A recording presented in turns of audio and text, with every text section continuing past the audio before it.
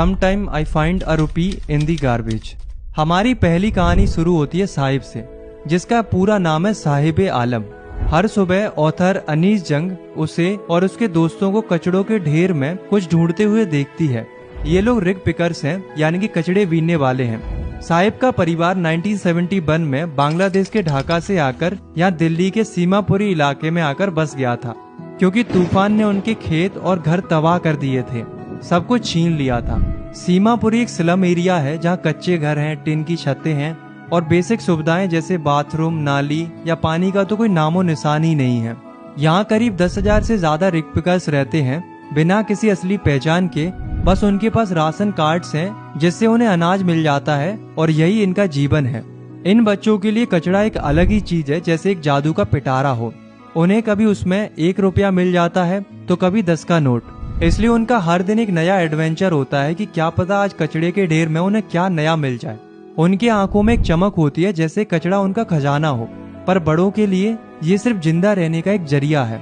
एक दिन ऑथर यानी कि जिन्होंने इस कहानी को लिखा है, वो साहिब से पूछती हैं कि तुम स्कूल क्यों नहीं जाते।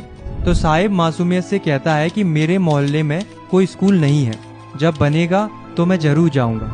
ऑथर मजाक में कहती हैं कि अगर मैं स्कूल शुरू करूं तो क्या तुम आओगे। तो साहिब कहता है हाँ।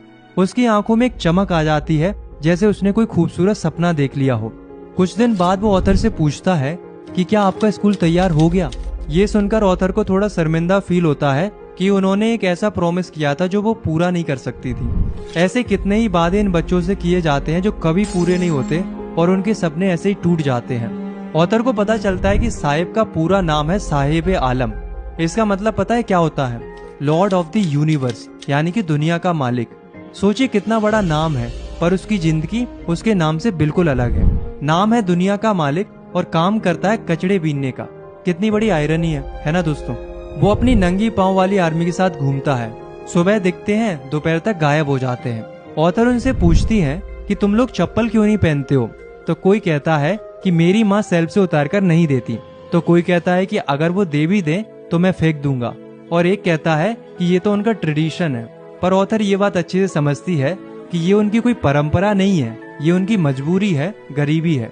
कुछ दिन बाद ऑथर साहिब को एक क्लब के पास देखती है। वहाँ स्कूल के अमीर बच्चे टेनिस खेल रहे होते हैं, अच्छे कपड़ों में, अच्छे जूतों के साथ। साहिब उन्हें देखकर खुश होता है, जैसे उसकी आंखों में एक छोटा सपना जाग गया हो टेनिस खेलने का। ऑथर उसे बताती हैं कि टेनिस एक खेल होता है जिसे सीखना पड़ता है और इसके लिए अच्छे कपड़े और जूते होना जरूरी होते हैं।